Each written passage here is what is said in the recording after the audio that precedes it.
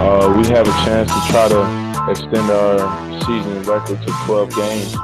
And that's important for us, and that's the only thing that's really pretty much on my mind. And I think I speak for the masses when I say that. The defense is playing great. The special teams getting great field position. The offense is winning. The point of attack, we find ways to win. You can't get to there until you take care of what's next. I want to be number one. Do you think you are the best? Right now, at the time in life and where I'm playing at, yes.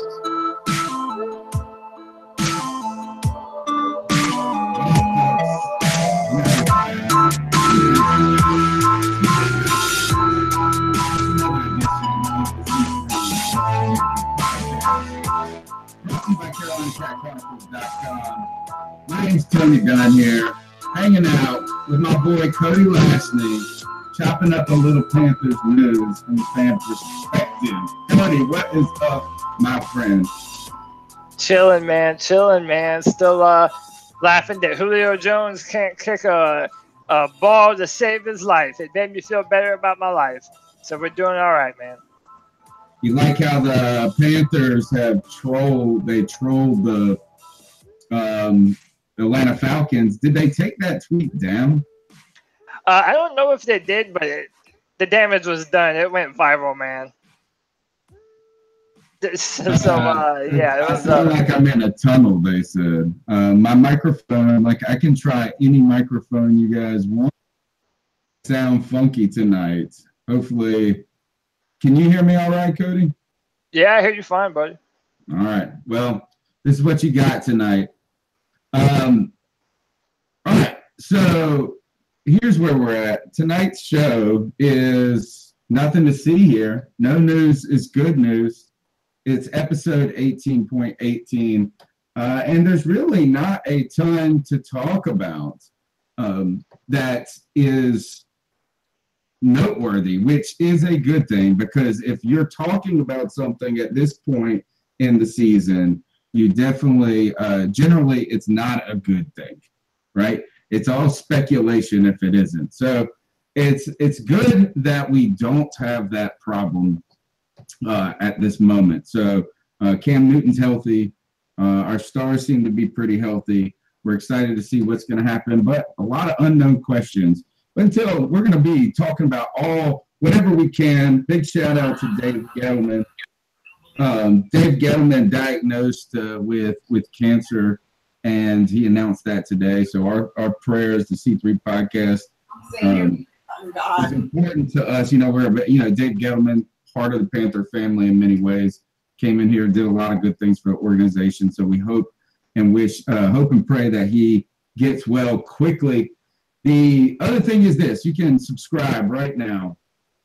Smash that thumbs up button, hit the subscribe button, share the podcast with a friend, and you can check us out on the website, iTunes, Stitcher, everywhere you get your Panther news at. And you can be a participant in this show by calling into the Cat Calls line, which is open all the time, and leaving a message. And the number is 252-228-5098. We'll feature your calls a little later in the show. Joe Riolano is here to join us. Yeah, he is. What's up, guys? I am glad to be on the show with you both tonight. I'm looking forward to this podcast. I look forward to it all day long, and I am ready to get this thing rolling. Well, good.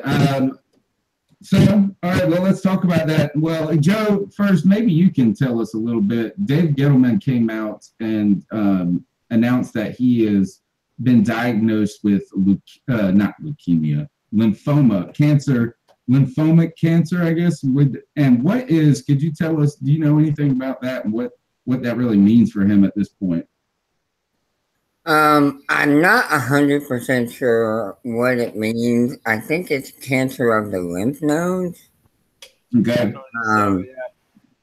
So that's one of those, like, sometimes I've heard of people they've found something to that effect, and they've been able to take care of it. But sometimes I guess since your lymph nodes is like the highway of your body, Right. in so many ways, is that I guess that's the first thing they're going to be interested in, seeing if that spread to other areas or what's going on. So, do you think that? I mean, that's got to affect what's going to be happening in his job status tremendously.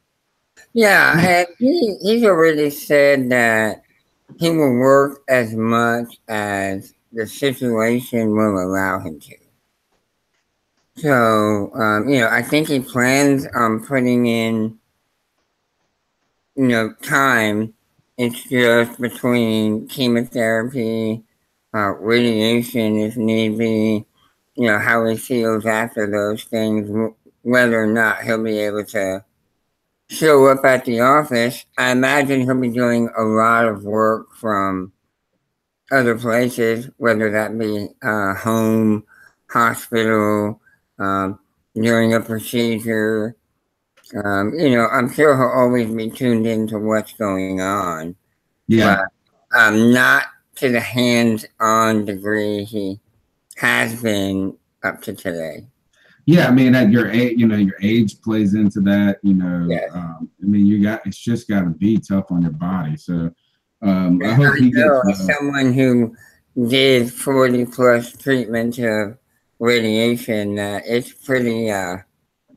It really is. It's taxing. Strenuous, for sure. All right, so let's. Cody, you want to say anything about Dave Gettleman before we move on? Now Cody is muted. Oh. Yay! All right. It's like the never-ending problem cycle of my life. Joe, I decided to go Fred Flintstone with the show tonight. Okay, just because of all the problems we've been having. Yeah, I'm tired. Hey, can you hear me? Can you hear me? Yeah, you're back. You're back. All right, sorry about that. Yeah, I have no idea what happened. I think my webcam jumped out on me. I apologize. But yeah, man, listen, you have to feel terrible for him, man. I mean, he just got the job as the Giants general manager, and this was a bit of a redemption arc for him, And listen, I'm Team Marty Herney all the way. That's our general manager, and as long as he is on the Panthers, he's our general manager. I'm pulling for him. But I maintain that Dave shouldn't have been fired. I mean, I honestly believe that there was a lot of success that we have had that was directly attributed to him. Andrew Norwell, Trey Turner, all the free agents that he brought in that helped us maintain that 2015 run. Yeah, he's had a few bad drafts. We still wonder about Vernon Butler. But overall, David Gettleman did more benefit to this organization than he did harm. And I think that goes without saying. I'm not a fan of the way that he went out. I really do feel terrible for him. And yeah, obviously our thoughts and prayers are with him and his family, man. That's an excellent point. That is exactly what Dave Gettleman, just like anything, if you want to fairly evaluate anybody on any position, there are good and bad. There are things you wish you could replicate and duplicate. There's things that you could wish you could leave in the past. And like you said, I mean, the team had more success than less success when he was around. So you will be happy with that. Now, Lynn says this: non-Hodgkin lymphoma is cancer that develops in the lymphatic system from cells called lymphocytes, which are a type of white blood cell that helps the body fight infections. NHL, non-Hodgkin lymphoma, can develop in many parts of the body, including lymph nodes, bone marrow, spleen, thymus, and digestive tract. Wow. So that is one of those, when they say, hey, this is what you've been diagnosed with, that sounds actually like a very serious one. Like, but I hope, I pray that it is minor, not minor, but like that they caught it early. Yeah, same here. So hopefully he can bounce back and be healthy. And B, I'd love to see him help the New York Giants. I think that would be a good story to Dave Gettleman's legacy, to have some, a second chance to build on his success with what he did with Carolina. So we'll move on, though. Remember, you can join the show later on with your cat calls. The number's 252-228-5098. Smash that thumbs up button. Give us a like, a share. We appreciate it. Appreciate all the people in the chat room. Moving on to this, guys. McCaffrey had an interview with the media, I guess today or yesterday. I just watched the videos on Panthers.com this afternoon, and it turns out he is remarkably boring. And when I say he's boring, is that you want whoever in this world likes to be critical of someone's press conference or pick nits about someone's pronunciation of a word, or how they, jokes they make, their acts, whatever it is in a press conference, that person, they get what they want in Christian McCaffrey. It's the most sanitary interview, and it's effortless, as in, he absolutely says, if you could put a PR guy to write the statement, prepare it, revise it, think about it, that would have been McCaffrey's press conference. It was nothing, and I watched it. Yeah, there was not a whole lot going on with Christian, but I think honestly that's if you look at especially the entire time under Jerry Richardson, that's the kind of players that they wanted on the team. The guys that don't make a lot of noise, they give you kind of the basic answers. Now Cam Newton has started to do that a lot as well, I feel. I think it goes unnoticed that a lot of NFL players, they go through media training, and a part of their training is to know what not to say and what to say. Mm-hmm. You don't generally want to make a controversy or, make a stir, especially this early in the season. You don't want a bunch of headlines for things that you said in an interview. You want to just kind of keep it cool. Remember Christian, his whole family is practically football players. His dad was with the Broncos. So, he knows this business and he knows how to handle himself. So, it doesn't really surprise me that Christian is watching paint dry. No, but when they almost try to ask him a couple of questions to start that, you feel like are kind of hoping to draw out anything, really exciting. And my man is going to play, you don't want to play poker with Christian McCaffrey. Dude, just cool as a cucumber. This is what I like, but this is also what our society requires today.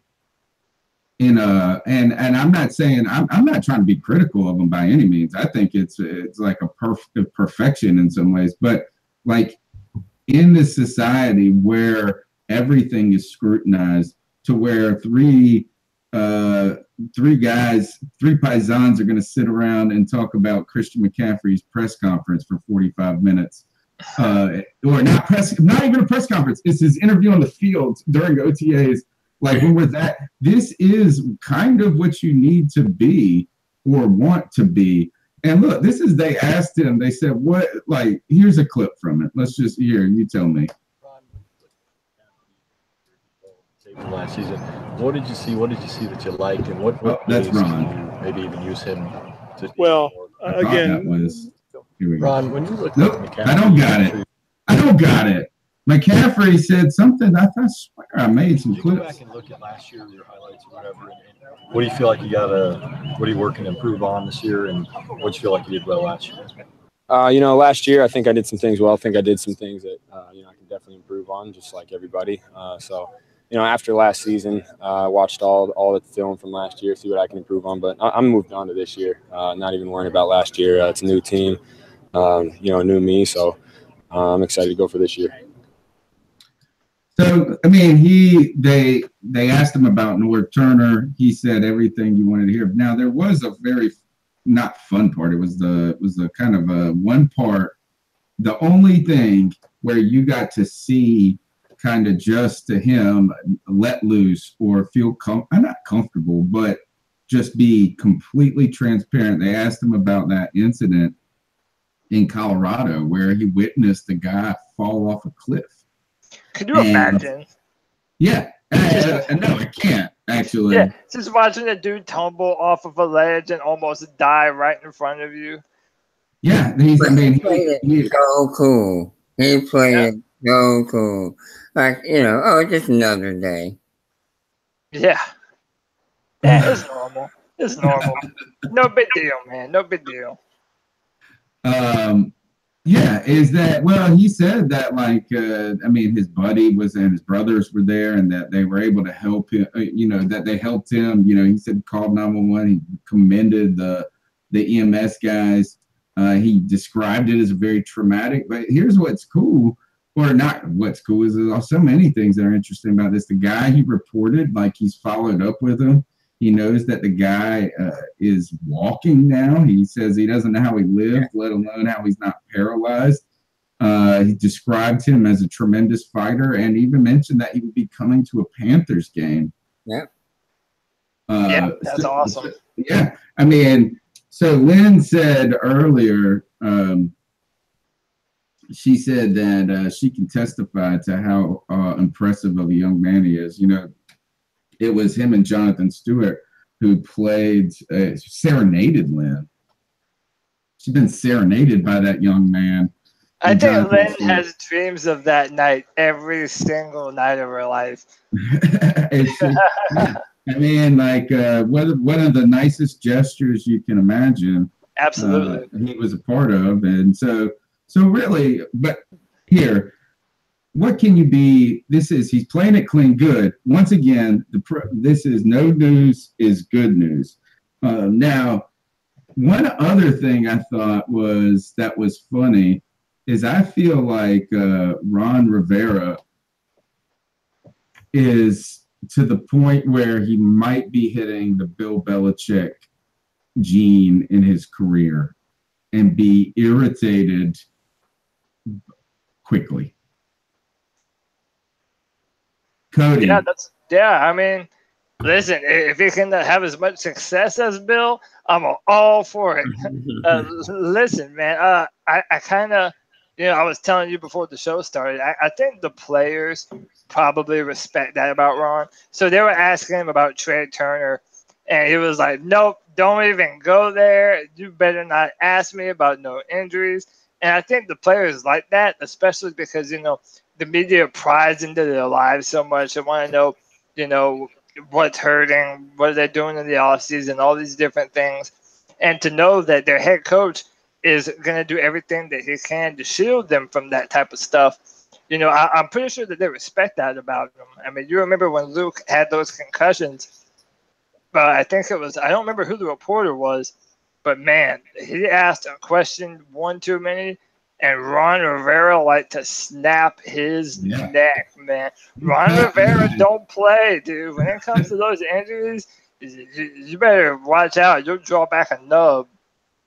You don't ask the man about injuries, Joe. Joe Person asked him about Trey Turner. He said, we don't got to give you an injury report.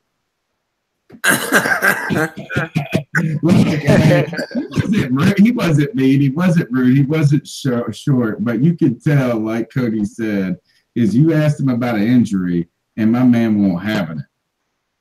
Nope. Ron Rivera said, mind your damn business. Yeah. Here's another thing. Let me see. I thought, no wonder none of this worked right. One of the things that he said that I had this good clip, or I thought I did. I must not have saved it, but they asked him about Matt Kalil this year.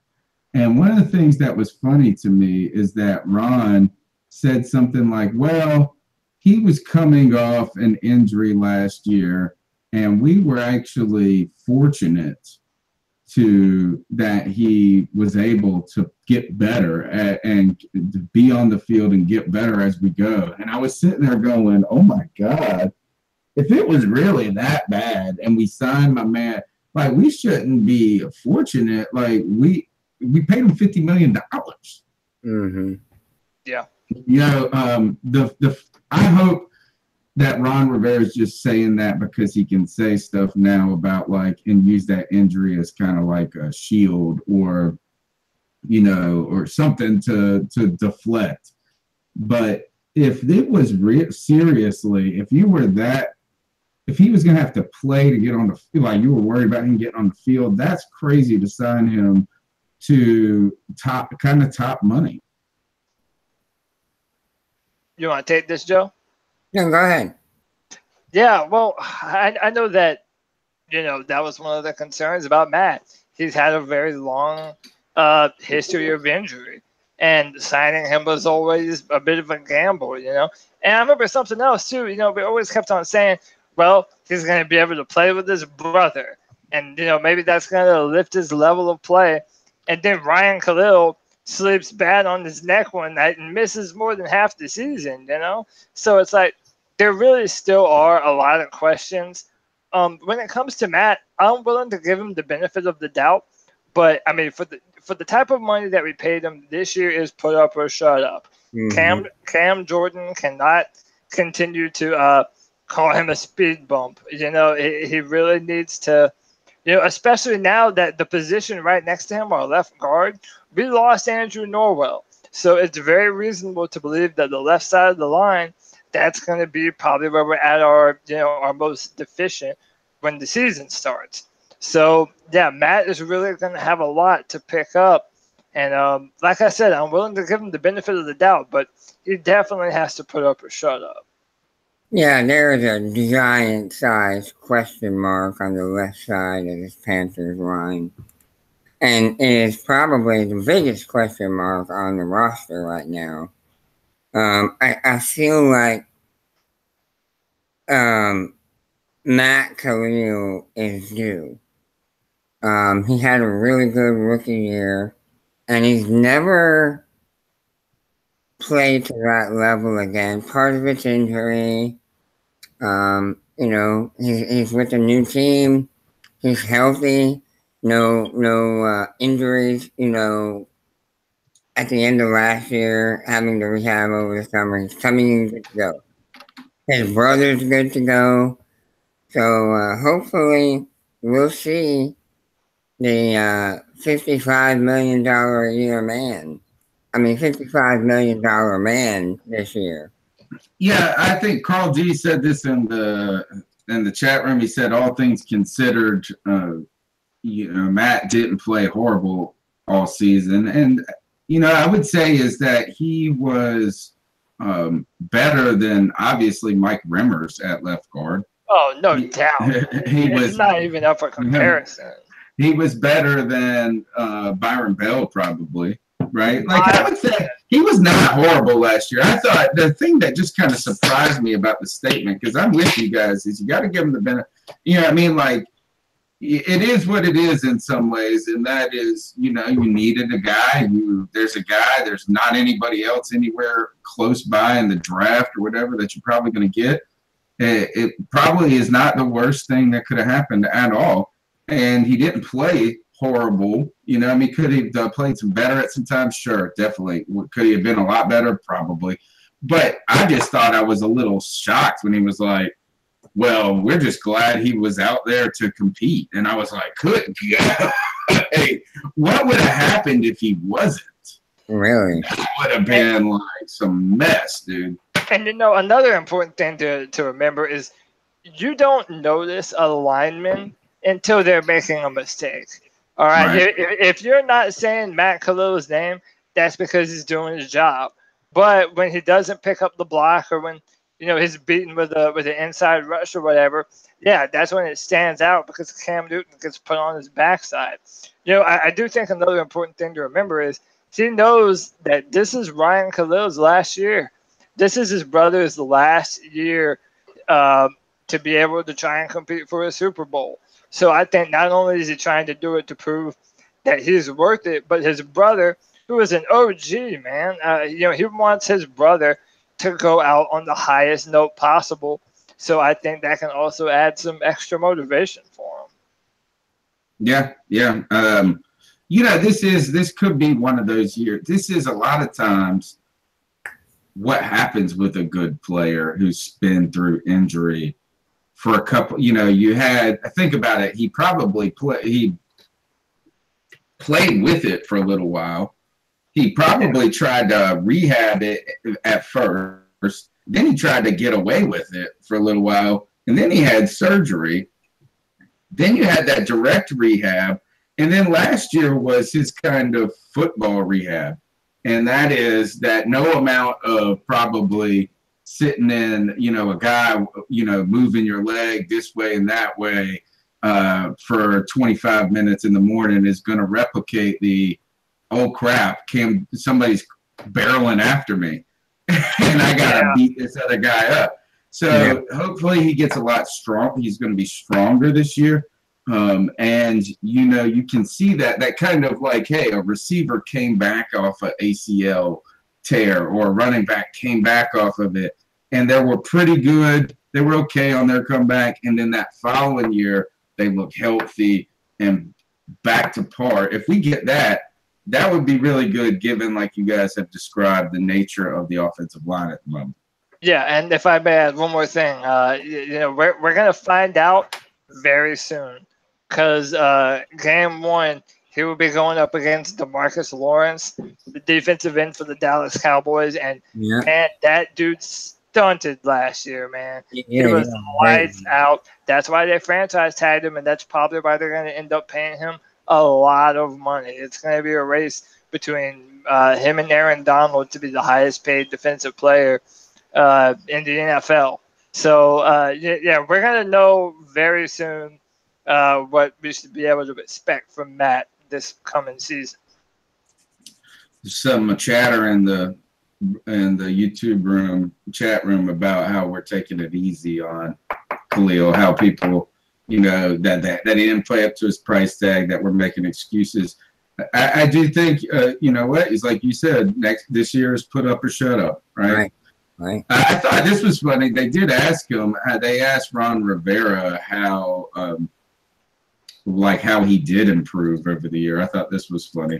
How if you get into a little bit more specifics of maybe the last 2 months of the season, what was he doing? Well, I think protecting and blocking. Again, just his movement skills.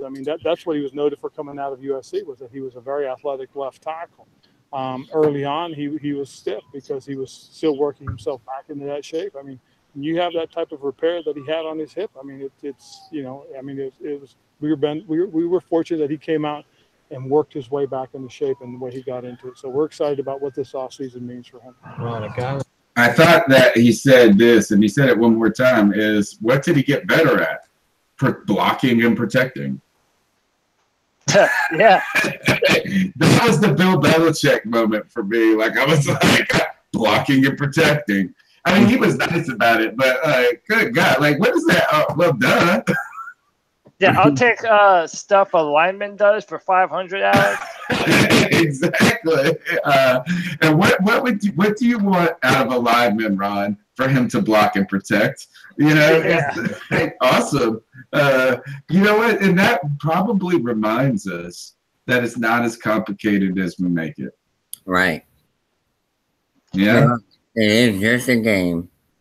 Yeah, you can make all the calls complicated. You can make it more complicated, but at the end of the day, it is man on man. If you win more position battles than you lose, you should do pretty good. Should. Yeah, should. Should. Yeah, and no, it's sort of how you mentioned earlier. It could be Mike Rivers. Okay, it could be Byron Bell. If you saw what the Atlanta Falcons did to Byron Bell last year, that guy was on highlight reels for all the wrong reasons, okay? Was Matt the best left tackle in the NFL? No, far from it. But he did a serviceable job, and, he has to step it up this year. And he's going to play Myles Garrett, DeMarcus Lawrence. He's going to play a bunch of really good people. So, now is his time to prove that he was worth the number 4 pick in the draft. Same one as Luke, by the way. I want to remind that it's 93 days until football season.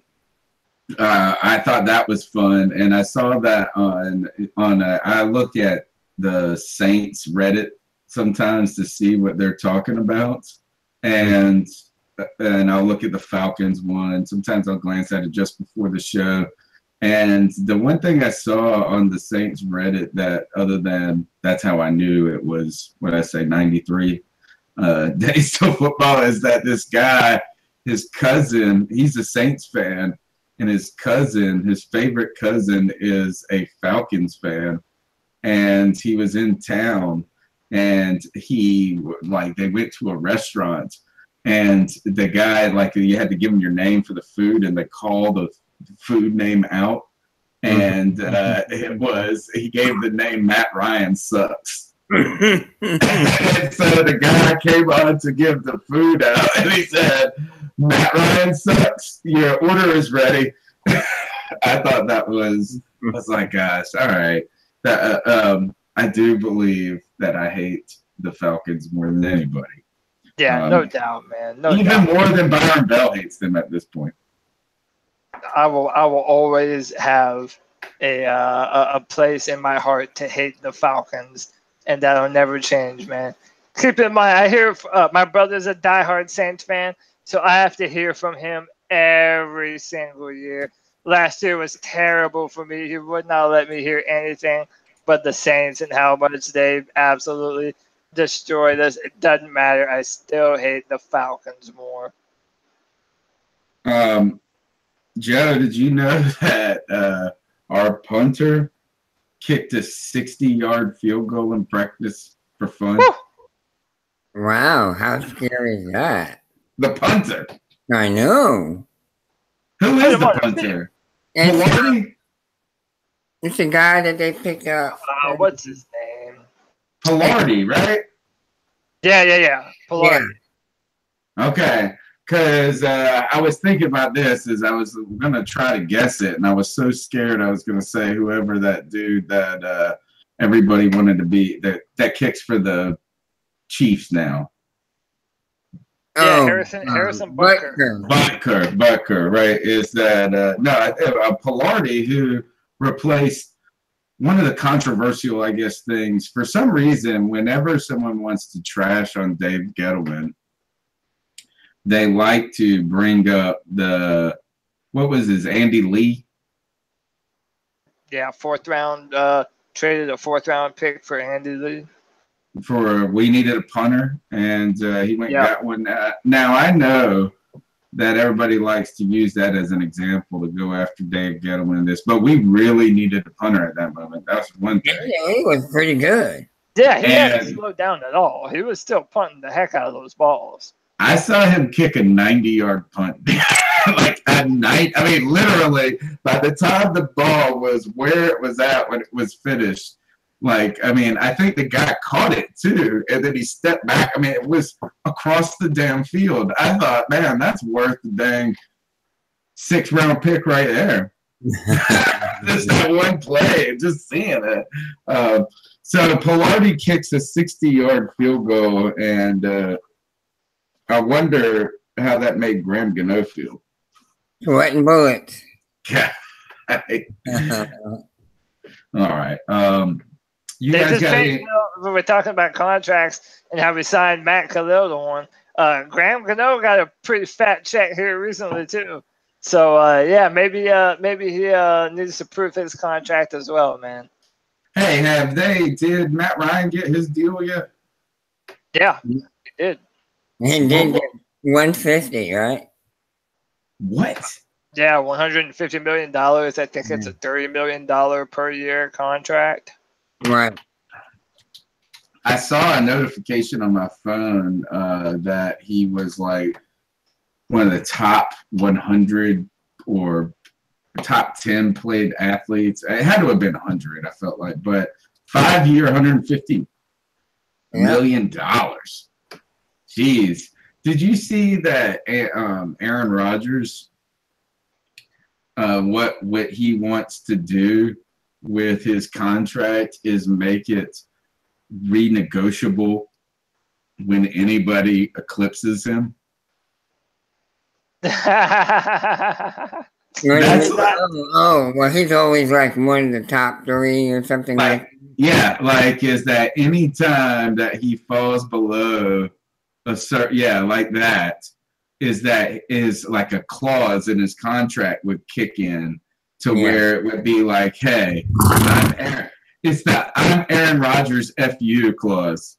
and then when Jimmy Garoppolo gets $175 million or whatever in 3 years, Aaron Rodgers he tweets out, Eddie mentions the Green Bay Packers in the tweet and says, hey, I'm Aaron Rodgers, F you. That's like awesome. Is that he's like, anytime anybody comes around my number, we got to talk. Yeah, pay me. Somebody in the chat room said, Brandon Herbert said 100 guaranteed. Remember all that? That's what they go for. Remember all that talk about how signing Cam Newton to $103 million was overpaying? Yeah. How people in the national media said that. Like, no, you get this was actually my argument when it came to trying to get KK short. I thought we should have signed KK to an extension a year earlier. And then instead of we drew it out, we tried the Vernon Butler thing and stuff like that. But you have to think of just the natural inflation of the market. At some point, it's just better. Let's do the deal right now, and maybe I can get 2 years at the rates that are now rather than the rates that are in 5 years. Right? Yeah, and to give Cam credit, when he signed that contract, I don't believe that. I mean, correct me if I'm wrong. I'm not sure. I don't believe even at the time that made him the highest paid quarterback in the NFL. So what? I think it did for like 5 minutes. Okay, maybe it did, but and see, this is what really interests me. Cam is due in 2020, I believe. So, I mean, that's right around the corner, And one of the things that Tom Brady honestly doesn't get enough credit for is he never makes himself the highest paid quarterback in the NFL, even though you can say that he deserves it maybe more than anyone. And, he understands that in order to build a football team that's going to contend for Lombardi trophies, you have to be able to pay your players. And, I mean, honestly, the Falcons signing Matt Ryan, that's beautiful for us because that's money that they're not going to be able to use to sign Julio to another contract, money they won't be able to use to sign, whoever else on their team that ends up, becoming a standout player for them. You have to pick and choose who you play. Even David Gettleman said you're not going to be able to pay everyone. So, I mean, honestly, that's a good thing for us, and it really does have me wondering what Cam Newton's contract is going to be when he's up in 2 years. That's going to fly by. Yeah. Joe, what if it's like $225 million? God. Well, I hope the salary cap goes way up then, if that's the case. So that is a lot of money. Well, I mean, think about this: 5 years, $150 million. 2 years from now, I mean, that's got to be at 180. Dude, that's baseball money. Yeah, it really is. We're talking Alex Rodriguez contract money on money. Yeah. I would just do I want 1 year, $40 million. That's it. I think might would go for that. Right. I know. And I would do it and then retire. Joe, you said this. Didn't you say you can retire anytime for baseball contracts? Yeah. Baseball contracts are guaranteed. Like what? I get in a slump, dude. I'm like, man, screw this. Yeah, I'm done, man. I'm done. I ain't been on base in the last 12 at bats, man. I think I'm gonna go sit at the beach. I gave it my best, but my best is behind me. Yeah, exactly. All right. And I will say one final thing that Matt Ryan, he's the highest paid right now, and I'm not a Falcons fan, but if you look at the guys right under him, Andrew Luck, Matthew Stafford, Derek Carr, none of them have won a playoff game. And they have these mega contracts. Like, in my opinion, they're not even kind of worth that money. At least Matt Ryan has been to the playoffs. At least Matt Ryan has been in the Super Bowl. You know, you can make the argument that the Falcons, they had no other choice. You know, Matt had all the leverage in the world. Yeah. Yeah, I mean, you're either a team that has a quarterback, that is looking for a quarterback, has a quarterback, or is trying to keep a quarterback. Those are the three things. Right now, it says this is the quarterback. This is over the cap. Matt Ryan, $150 million. He got 94 guaranteed, 94 and a half, $30 million a year. Then it's Kirk Cousins, $84 million, $28 million a year. He got $84 million. His whole contract is guaranteed, dude. His contract is fully guaranteed. He's going to make $84 million. And his is only a 3-year, right? Does it say? Holy crap. Yeah, so it doesn't say here. I'll look it up, though. But, so he's a free agent in 2021. Yeah, so they're saying that he wants to double dip. So if he balls out and wins a Super Bowl or whatever in the next 3 years, you know, he wants to renegotiate for even more money after that. And they're saying that a lot of players might follow suit and do the same thing. Kirk Cousins might be the smartest negotiator in all of. He's like giving Matt. Was it Matt? Not Matt Flynn. Who? Matt Flynn is the. That sounds like a politician. Who was the guy that was the backup for Green Bay?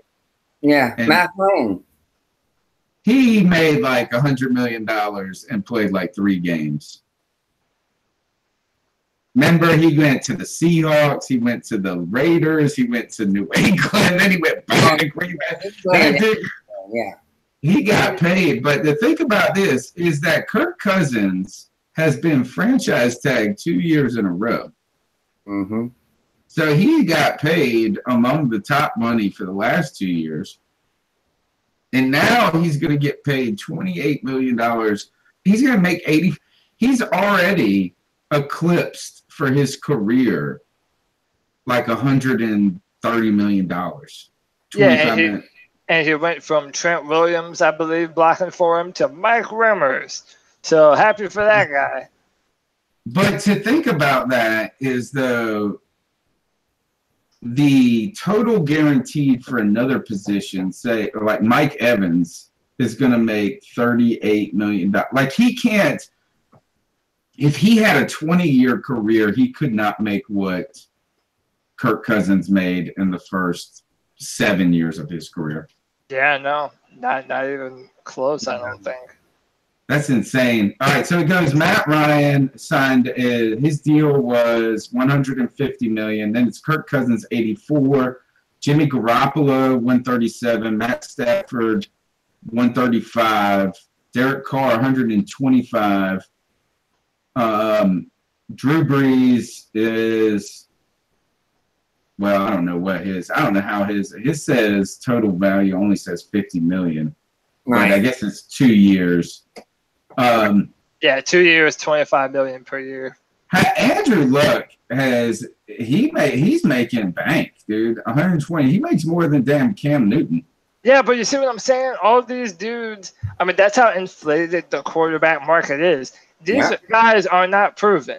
Andrew Luck, I still think he has a ton of potential, but potential is, I mean, that's like fairy dust, man. And until it's realized, I mean, that guy has never, I mean, he's had a few playoff wins, but look at Derek Carr. Look at Kirk Cousins.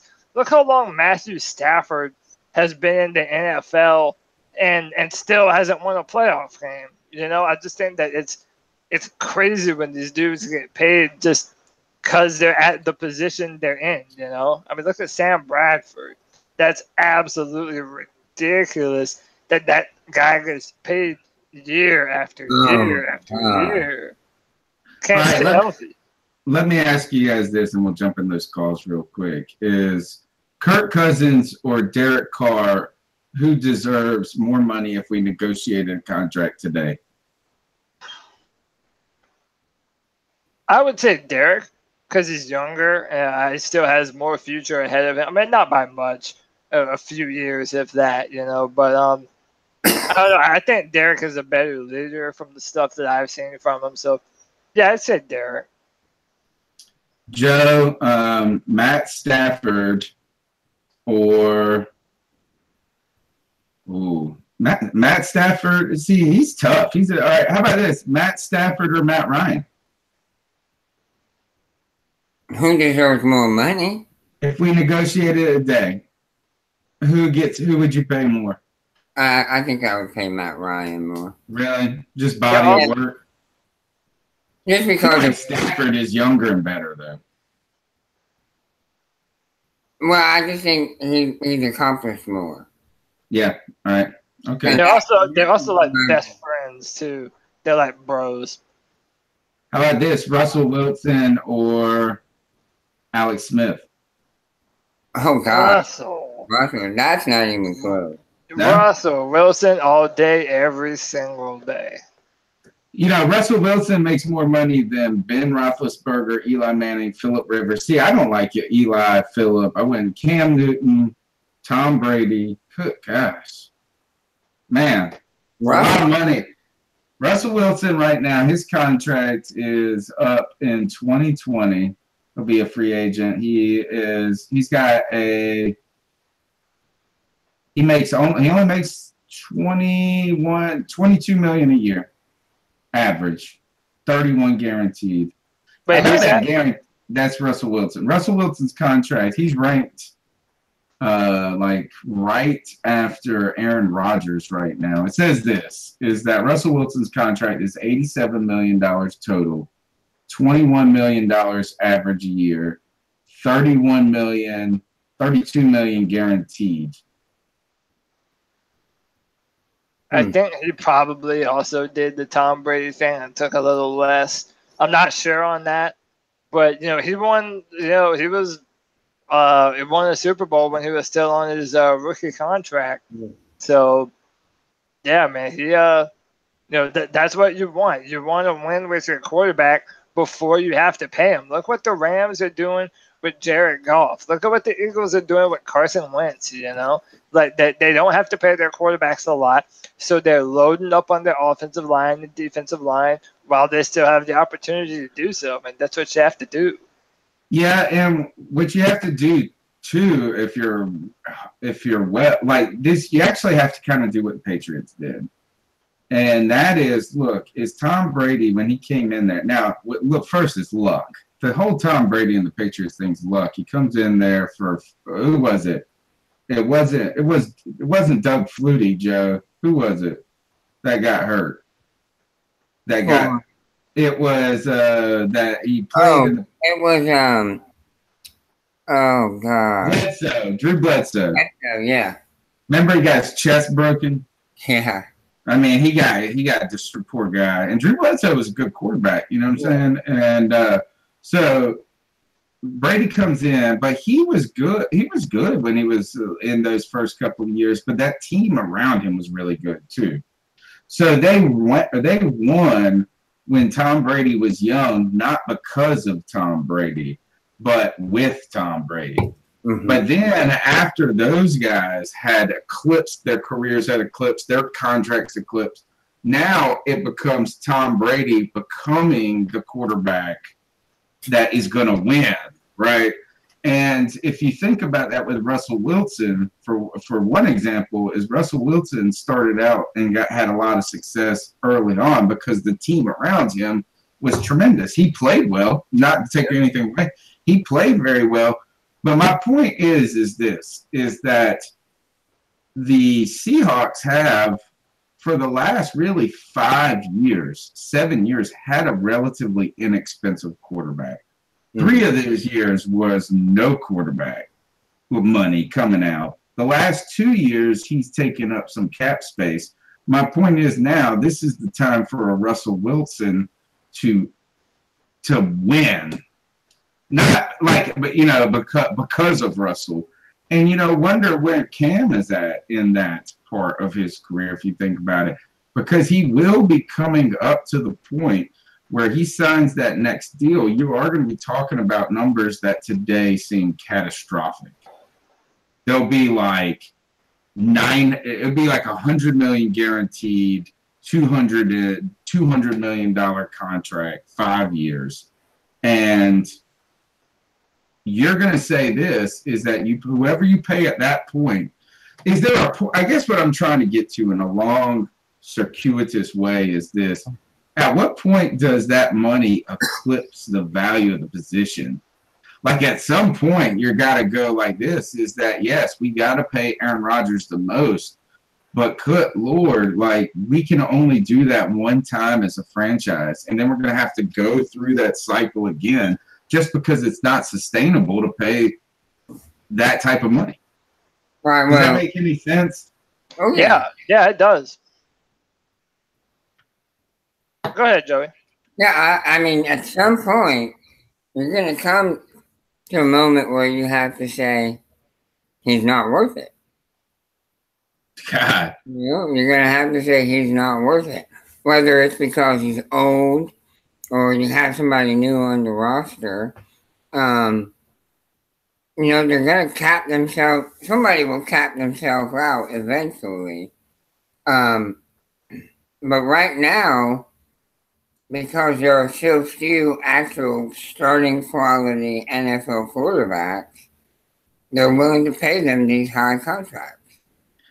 This is why people have been all upset with Panthers management, because we've had Cam Newton here in the cheap part of his career. Yeah. And we didn't make enough noise outside of 2015. Like, that's where the scrub argument comes into effect. And you go like, damn, that was our chance to put around them. Yeah, and now Cam should be, this is the point in the career where Cam should have Philly Brown. Yeah. Is that because Cam's better, he's been through, but we'll see, is that, and like you said, Joe, is there's going to become a moment. That's going to be one of the saddest days on this podcast in the history of ever. Mm-hmm. And that is, my man, the day that we say anybody can even fathom the idea of moving on from Cam is going to be like a memorial service on this podcast. So just a little small insight into me. I'm a Panthers fan because of Cam Newton. I wasn't even really a football fan before Cam. And I was going through a weird time in my life, and then I heard about Cam Newton, and I looked him up on YouTube, and I was like, dude, that guy is incredible, and he's going to be in Charlotte? What? Like, it just blew me away, man. I don't even want to think about that day. I don't even want to think about that at all. And, we're talking about David Gettleman to start the podcast. That's one of the reasons I wasn't happy when we brought Marty Hurney back in, because we were in that salary cap hell when we had Cam Newton, and it was because of Marty Hurney. It's like now we remember the things that we want to remember and forget the things that we don't want to remember. Marty put us in a bad position, and there's no other way around it. And we're hoping that he's learned his lesson now, but now he has another window before Cam is up for another contract. So hopefully David Tepper is in his ear and says it's time to win this right now. I think it's easier being the GM today than it is when Marty when we got in that trouble, though. And the reason being is that when we started this podcast, Joey, and we started talking football, I guess, it was like in 2012 we started this, maybe. I feel like that was the year we got into it, or 2013. But I remember looking at the salary cap numbers, and they were like, it's going to go up a whole $6 million this year. And that's the biggest it's gone up in whatever. And it was like this huge deal. And that was when the cap was like $108 million or like 120. It has gone up substantially in the last few years, which has made this possible. And I think this is the problem with with Hurney's deals is, like they got us into trouble, but they also got us into trouble in a time where you had less wiggle room to pay around. You know what I mean? Like they just showed up. But my thoughts here. Not one, but two running backs. Yeah. Two of them. Yeah. Yeah. I mean, and then you did, it's kind of like you guys said, where you're talking about like you've got to sell the stock at the right time. You buy at the right time, you sell at the right time. If you sell, and that's what happened to us with Jake Delhomme a little bit, is like his drop off was so quick, where it just went from he finished that playoff game with like 7 turnovers or 6 turnovers, and then started the next game of the next season with 7 turnover, whatever. And it was just like over in those 2 games, like his whole career, and he had just signed the deal. So it was just, a couple of things went wrong. But here, look, we go on and on about these Panthers, but we want to get to your calls. That's what we really want to do. This is the time in the show where we feature the voice of Panther Nation, and that is you guys. The number is 252-228-5098. That's how you can leave a message for this podcast to be played on Tuesday nights. Look, the number is 252-228-5098. Plug it in your phone. Get into these cat calls, and here we go. So what are your thoughts on catcalling? Yeah, it's pretty. You shouldn't do that to somebody. And how did that make you feel? Very uncomfortable. So how do you think catcalling makes the person feel? It feels good, like. Who's that cat sitting in the back corner with his face buried in his clothes? Who's that kid that can use one?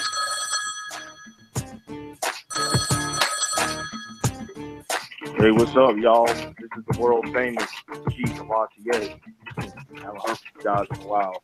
Hey, a couple little things I want you guys' opinion on. I want your really, really honest opinion. Number one, okay, I read this on the internet, and I'm against this, but a lot of people think that, David Tepper is going to be, a good owner and everything because he has money and stuff like that and all that, like every other owner does.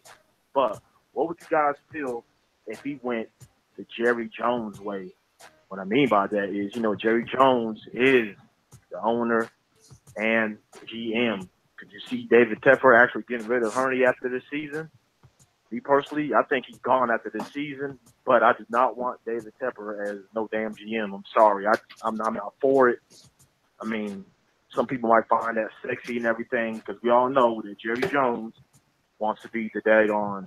I mean, he is the owner. He is the GM, but he wants to be the head coach. He wants to be the defensive coordinator. He wants to be the offensive coordinator. He wants to be the linebackers coach. He wants to do everything, And on top of that, the Dallas Cowboys is the most overrated team in the NFL. Let me say it again. The Dallas Cowboys is the most overrated team in the NFL. Because one thing Cowboys fans, they do not want to admit it, but everybody knows which team ended the daggone legacy, the little dynasty. It was the Carolina Panthers. It was. It was. 1990. Tony Romo. Oh, yeah. He said 1996. Yeah. 1997. But we took them boys out, and then we lost the NFC Championship against the Green Bay Packers. Okay, that was number one. And number two, to get this off my chest, is ESPN is showing us no love. Did you guys see this? It was on the internet and it was on TV. It's a 46% chance. They say it was a 46% chance that the Panthers will make the playoffs. They give us no respect, And I read on Panthers.com, Mario Addison. This is the one that made me more upset. I don't think our defensive line is even in the top 10. And if they want to disrespect us like that, they could do that, But look at our defensive line. We got Mario Addison. We got Poe. We got Kawan Short. And we got Julius Peppers. That front four is going to be vicious this year. They never respect us, but it's okay. But y'all keep doing what y'all doing and keep pounding. And the freaking Puerto Rican, much respect to you, and keep putting them nice cars online. Later, y'all.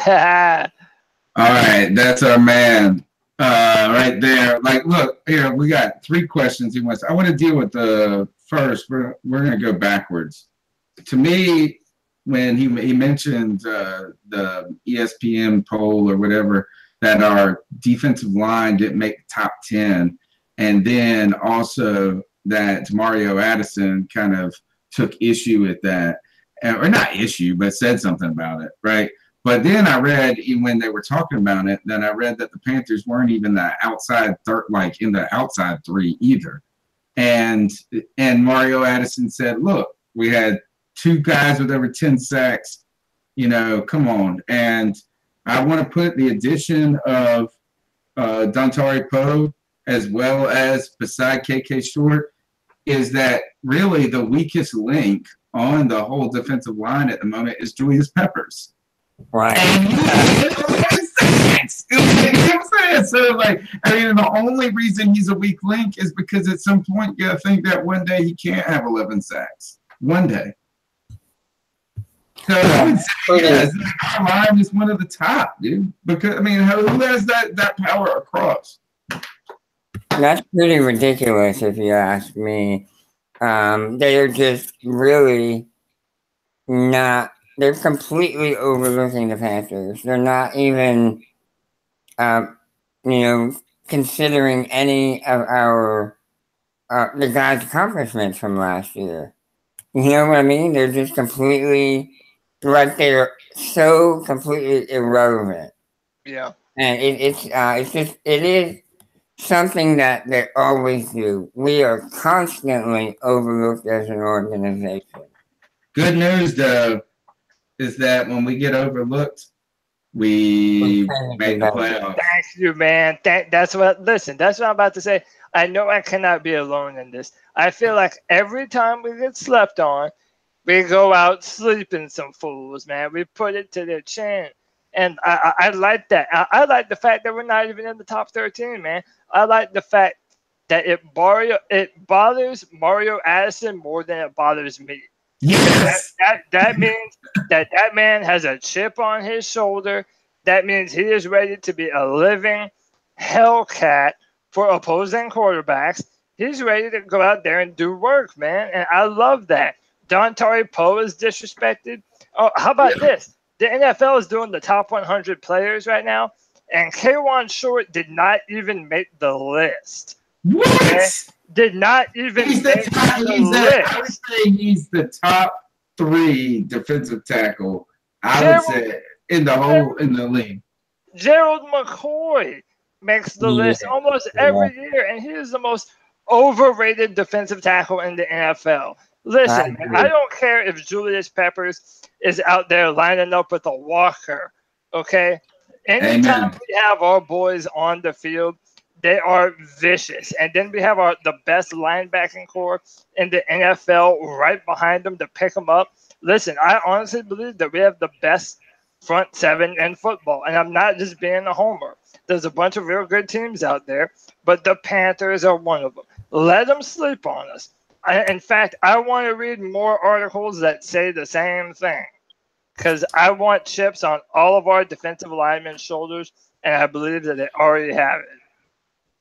Joe, in 2003, 2004 season, we went to the Super Bowl. We did it when we went into the season after, it was uncertain about the quarterback. There have been 2 years coming off of like one of the worst seasons in football history. They come out and have a shockingly good year. 2011 with Cam Newton, one of the more recent examples, comes out, takes over a team where people thought that they were worried about Cam Newton translating to the NFL and becomes offensive rookie of the year, was clearly just an amazing player at that moment.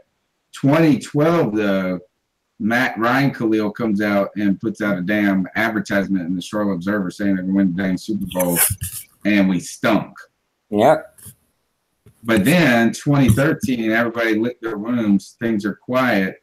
What do you know? You go 14-2, 12-4 maybe. Wait, what year? 2013. We were 13-3. Really? Okay. That was a 12. All right. And then you come out, you had high expectations the following year. That was the year we made the playoffs without a winning record. But then you go in 2015, everybody down again, and what do you know? So I've seen this team a lot. It seems like they do better when nobody is watching them rather than the light being shined on them. Yep, absolutely. I love it.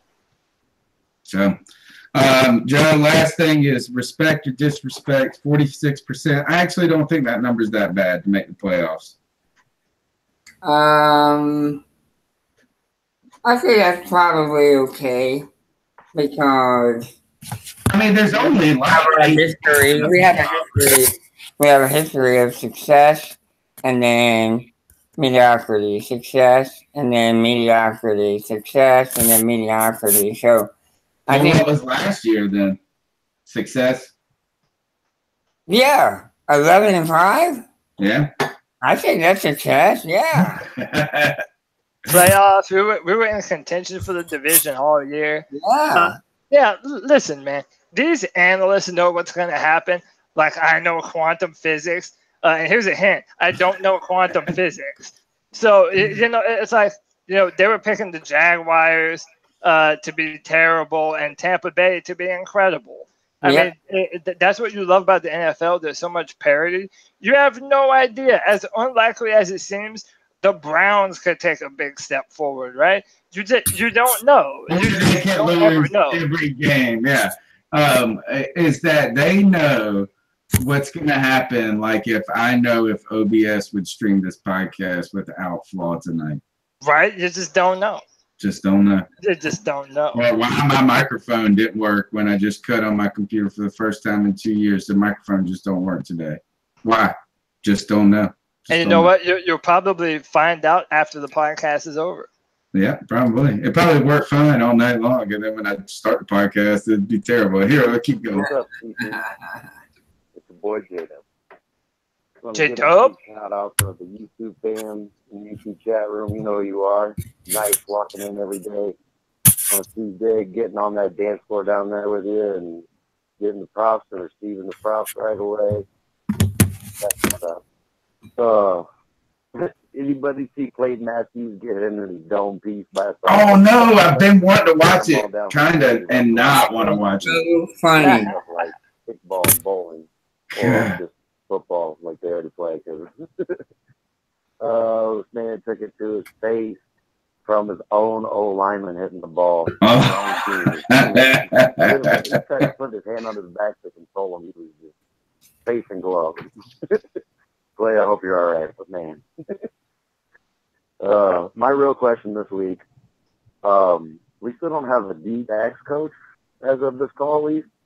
And I heard Rich Rogers from the special teams and another guy kind of split it up. And I don't really like that, especially going into training camp. I'd rather have one guy to be able to be there with his DB starting from training camp on. I mean, starting right now would be better. I don't know if you guys have heard anything or if they're just going to stick with that. I was just wondering if they had made a decision, and if not, what's your opinion on that? Thanks. All right. So I read something about maybe 4 or 5 days ago, I feel like, because this was on our minds. Didn't it, Cody? Remember we talked about like not having a DB's coach being a big storyline to us or concern. And then I read, and I think maybe even somebody had mentioned it somewhere, just on Twitter, wherever, and that was that they just decided that they weren't going to fill the position and they were going to just divvy it up like that and have other guys. And I thought too that this is really not really concerning, like, oh my God, our season's over. We don't have a coach that can tell these guys what to do. But it did concern me, like, hey, as the secondary has some young players in it, this could be, you really like to have a good teacher get a hold of them quickly in their career and get the max amount of value out of some of these young guys. So I don't remember where I heard it, but I heard that one guy was taking corners and the other guy was going to work with safeties. So they're not even working them as a complete unit. They're breaking them up into my position. Yeah, that's J-Dub said Miss Wilkes and they're so bad. Yeah. All of it. I remember Josh Norman used to talk about how awesome Steve Wilkes was in his career as a defensive backs coach, and we don't have him anymore. And I remember, I think I was on here with you guys, and I was telling you, like, as I've gotten more involved with watching film, one of the things I've noticed about our free agent signings and our draft picks is that they were all better in press man coverage. And that's not something that our team traditionally does a lot of.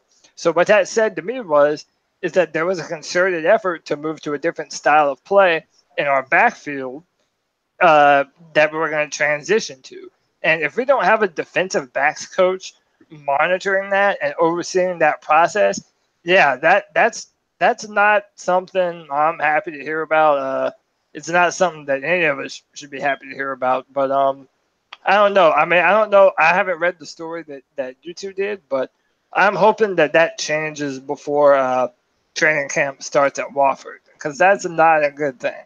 The thing about this is we have James Bradbury, who is still a baby in the league, hasn't proven, he still has a lot of learning to do. You've got a second corner position that you have completely unproven players at. And to say Ross Cockrell is an unproven player, he's not even getting reps right now. I mean, a proven player, so there's a lot of, it's young there. And then the idea that they described today, Ron Rivera described Cersei as an old vet running around out there. Cersei's 29, going into maybe turning 30. Yes, that's older for the position, but he's like, if we didn't have Mike Adams, he would be the old hat. And that's not, what I'm trying to say is these guys are young. And then you hear him Ron Rivera talk about Christian McCaffrey, and he says things like this. Here, let me see. I got something. Well, actually, I'm not going to play because I'm messing where I'm up at the calls. But he said this is like, he learns how to do things last year and the way we want things done. And I was thinking, this guy's a number 8 pick. Like, if the learning curve for, like, he ain't ever played football before, like, you got to learn, like, what to do. I mean, he's a running back.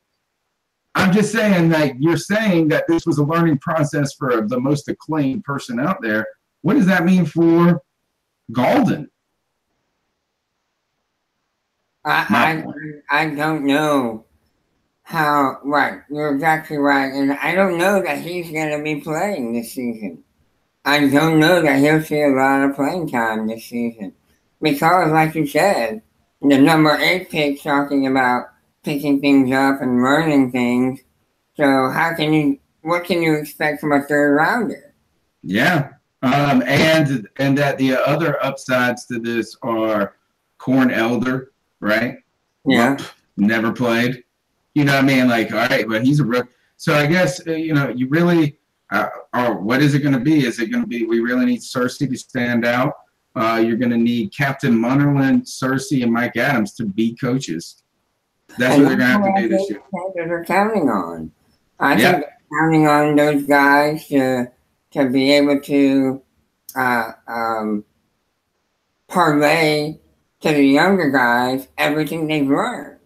Yeah, I think, maybe that is it, is that because you have Adams and Munnerlyn, that you feel, all right. I don't know. We'll see. Something to watch carefully to see how we do, because you're going to be thinking this at the end of the year. You're either going to say, holy cow, these guys were fantastic. These rookies really stepped in and knew it. Or you're going to be questioning this back to saying, man, I wonder if we could have been better a little bit if we would have had a more concerted effort in ushering these rookies in. But here's the last call for them. Hey, what's up, C3 Podcast and Panthers Nation? This is Brandon from California. This upcoming year, I think one of the things I'm most concerned about is the Panthers secondary. Nope. And I know that Eric Reed is still out there, so I was wondering if you guys could just comment a little bit on whether you think that the lawsuit he currently has against the NFL is going to preclude any team from signing him, or if you think that maybe we could still get him. Over the last maybe week or so, I think Torrey Smith spoke out about the protests that are going on in the NFL. So I think that this is something that the media is going to continue to make a big story in the future. And we know that the president sees it as something that plays well to his base. So I think that this issue is going to remain around for the future. And the way I see it, there's about a third of the country that's very conservative, about a third that's liberal, and about a third that's kind of in the middle. And as some people say, you can't be just a little bit pregnant. So in the same way, I think that this issue is going to be there. particularly for the Panthers if people like Torrey Smith are going to continue to speak out on it. I think that smart business people see that if everyone is running one way, sometimes the opportunity might exist in running the other way. So there are about a third of potential football fans out there, I think, who really want to support a team that they see as supporting the player protests. We saw that Colin Kaepernick's jersey sold like crazy when he was kneeling. So I see the opportunity for a Panthers Nation to grow tremendously if our team embraces supporting its players' voices. Now, I understand that could mean losing some of our current fans, but I personally would like to cheer for a team that I feel like is in line with my values, and I want to see Panthers Nation growing because that cuts into other teams' home field advantage when they're playing against the Panthers.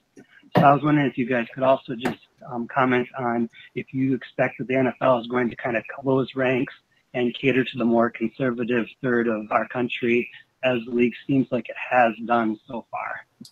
All right, so a lot to unpack in that call. We appreciate that. And it's a great call, great thoughtful call from top to bottom. Whether you think about whatever your position is on this matter. Interesting, even more pressing today because there was news that Donald Trump and the Philadelphia Eagles decided, it sounded like he decided that they were no longer invited to the White House to meet with him, referencing protest the national anthem. Once again, showing that this is a subject that seemingly just won't go away. The NFL a couple of weeks ago or last week, I think we were here talking about that, doused a little fire on the story. It's back again in the headlines today with Donald Trump and what's going down with the Eagles. You're going to have this continued discussion throughout the season.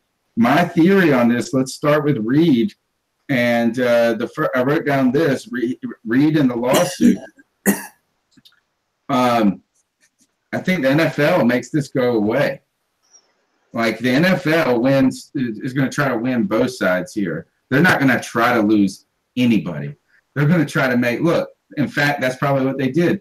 They just came out. The owner said there's going to be a policy. We're going to redo this to cater this. And then they're probably going to make, would it be absurd to make a team sign Reed and end the lawsuit by just saying, you know what? Well, it was just, what if, because I got Vaccaro and Trey Boston still out there, Kenny Vaccaro. What if the NFL manufactured it so Reed, Vaccaro, and Boston got signed in 2 days of each other? All of a sudden, that goes away. The whole collusion thing goes away. Colin Kaepernick could be out of the league, and everybody wins from a money standpoint. Is that too? That's what I would do if I was managing the NFL with nothing but the desire for a dollar being the determinant of my decision making. How do you guys feel about that? I think that if you were looking at it from a financial view, then yes, what you said is exactly right.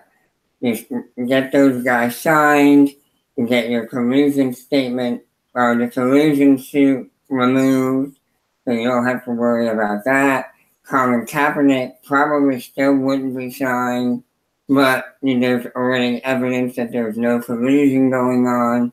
Him not being in the league will lessen the shine on the whole kneeling thing. Take some of that shine.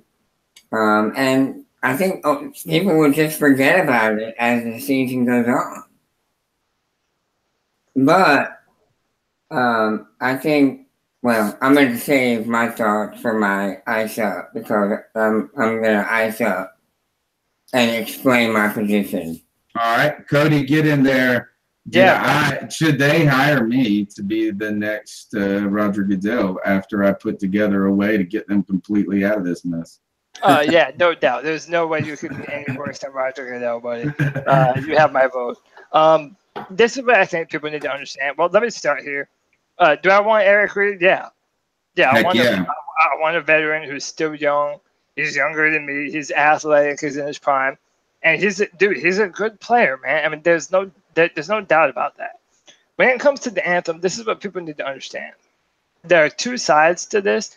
And both of these sides have some truth to them. It is not a protest of our military soldiers, and it is not a protest against, anyone that died defending our country. It is in their First Amendment right to be able to protest. They have that right. But what the media doesn't understand is that the NFL is a business. And most of the people buying tickets to NFL games and buying jerseys and buying all these things at the stadiums, they do not like the protest. And if I'm an owner, it is my job to protect my assets, to make sure that I'm bringing in more money this year than I was last year. So it doesn't surprise me that the owners still haven't signed Kaepernick or Eric Reid at this point in time.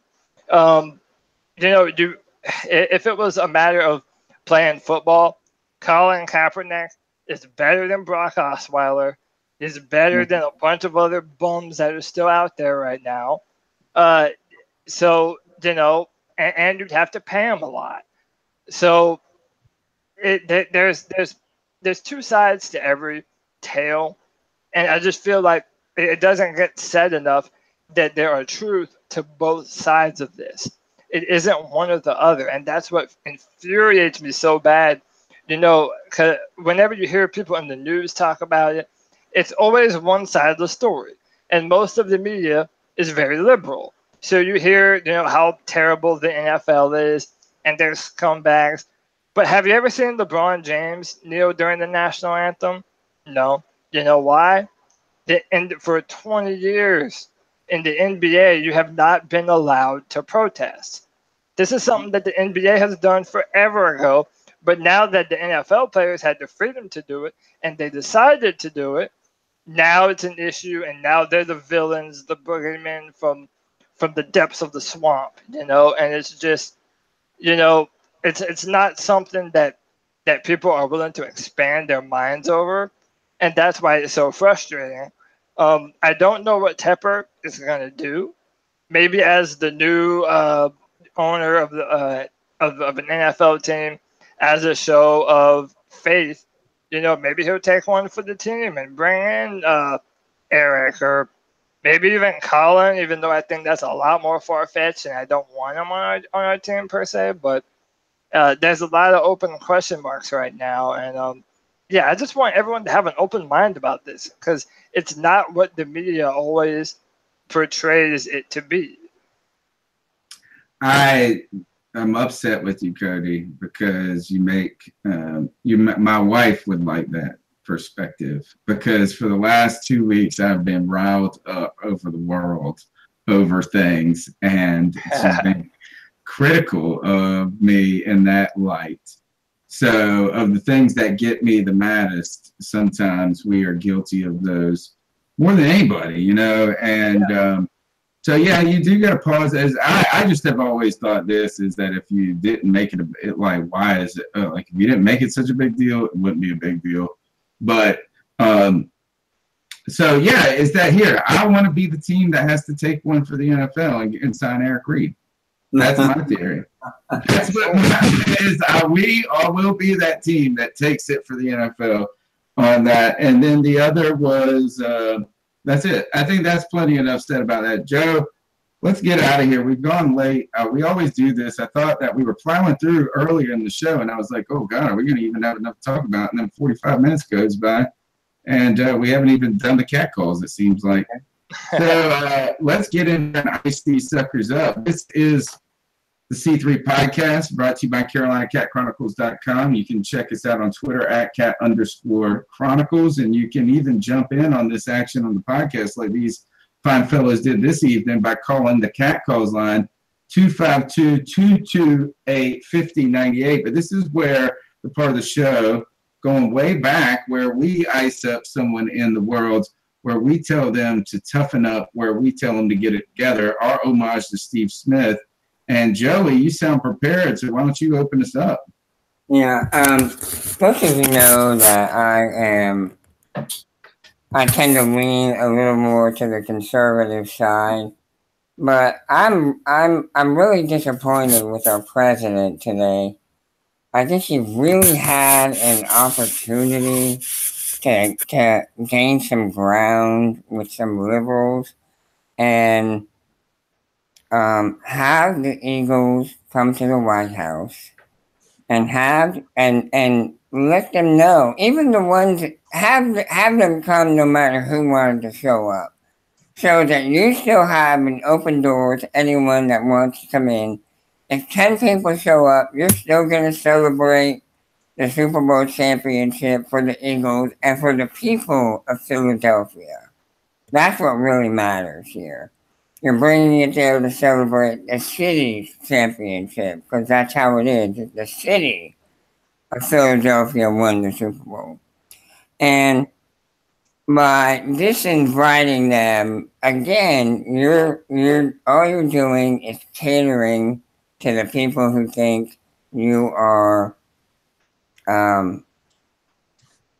only looking for those people who, you're only in it for the people who back you. You're not in it for everyone. And I think that is an opportunity he missed. He could have welcomed them in. He could have told them that they would sit down, they would talk about what is on their mind, why are they protesting, and in turn, he would have been able to give his thoughts on why he thinks, there's a problem with kneeling during the national anthem. A really good opportunity to talk and get to better understand the other side. And he blew it. President Trump absolutely blew this opportunity he had. I truly believe he could have gained some really positive feedback from people who don't tend to be fans of his. And, like I said, at the same time, gotten in some really good discourse about what these NFL, protesters are protesting, where they think there could be some ground made up in the civil rights issues that they're experiencing regarding police and whatnot. And I just think he had a golden opportunity and he let it get away from him. And I'm really disappointed in that. So that's why I'm icing President Donald Trump tonight. Yeah, I think the thing that is interesting about the moment is that you see how kind of he's really good at it, and that is finding a way to really make every moment get as much benefit out of it as he can. And the idea is that he was going to look poor if only 10 people showed up. So he was able to kind of refashion what this was about. He got ahead of it. You know what I'm saying? That's what he was trying to do. So I get what you're saying, Joe. He got ahead of it, but look what it cost him is what I'm saying. If he would have just kept it open, as always, 10 people show up, so what? You congratulate them. You congratulate the city of Philadelphia. A lot of people said that they may not have gone to the White House. A lot of Eagles, I heard, may not have gone to the White House, but they were going to do a lot of good things there in the community, in the D.C. area. Yeah. Do some events. So he could have allowed that to happen.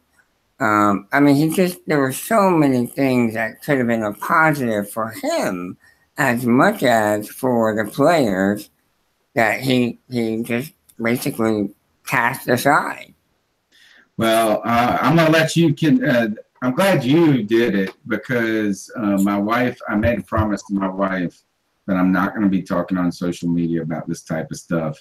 And that what I will be arguing about on social media is the Carolina Panthers only. So my ice-up pick will be a little bit more reserved than usual. Cody, what do you got?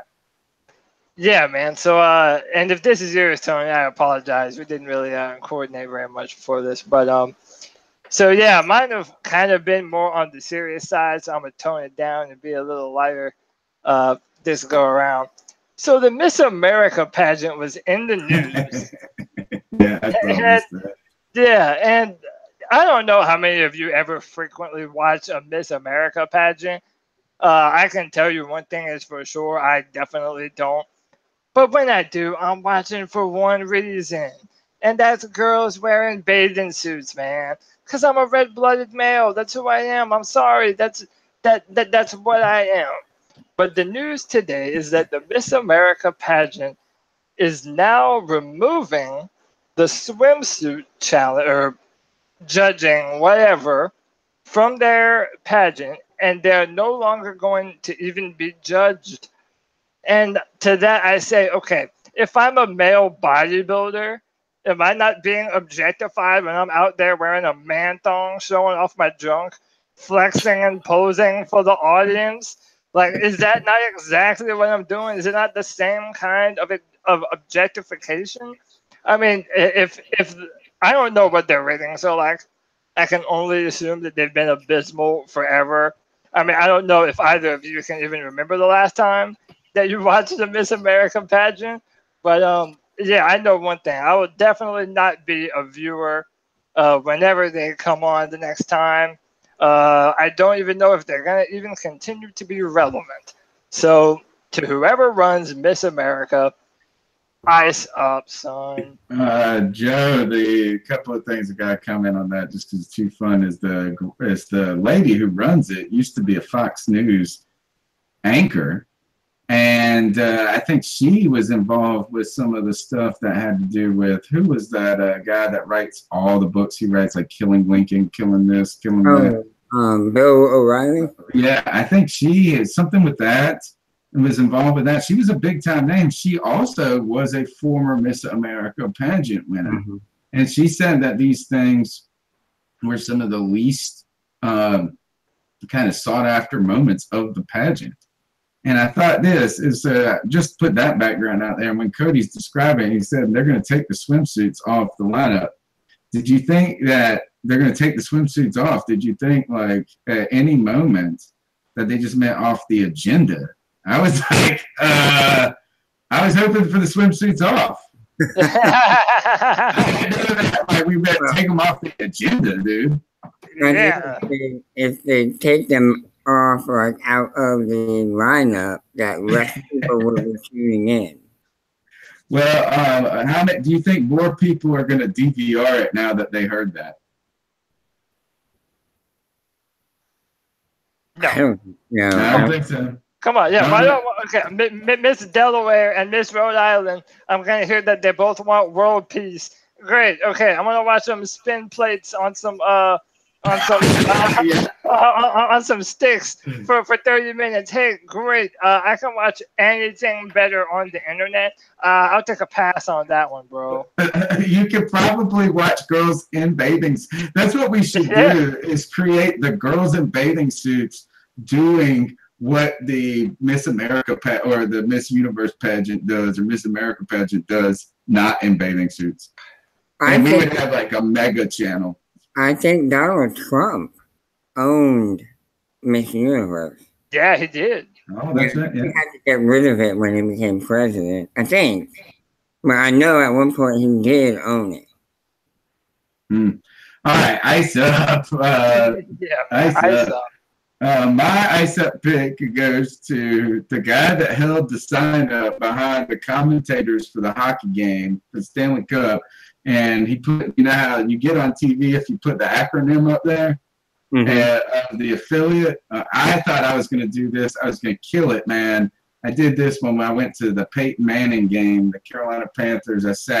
I got on the big screen at the game. We brought in the signs that said it's a bird, it's a plane, it's super cam.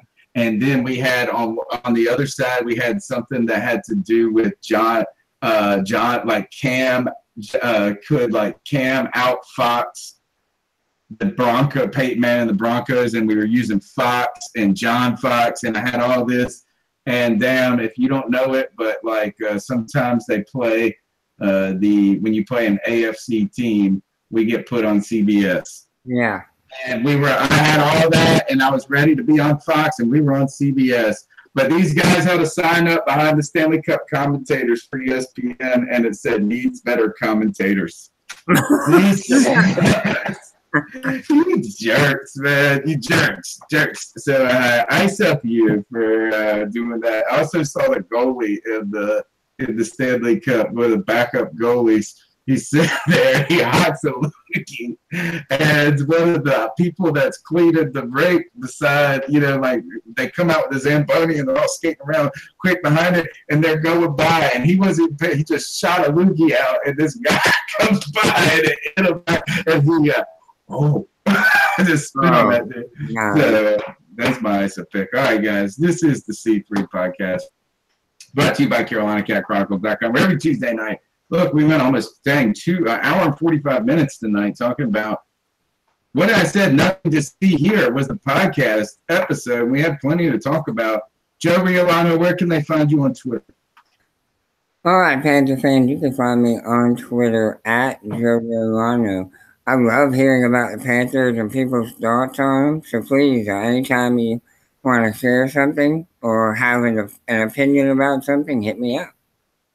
Cody Lasney, YouTube champion. Where can they find you? Yeah, but you can find me at CODYLAC on Twitter. I am still doing my Twitch stream. I streamed once yesterday. It's twitch.tv/Codais, CODAIS. I'm undergoing some PC problems. As Tony knows, OBS Studio is not very kind to anyone nowadays. And so once I get all that up and running, I'm going to try and stream just about every day. So come and check me out, hit the follow button, and let's do it, man. Word up. We'll see you next Tuesday night, guys.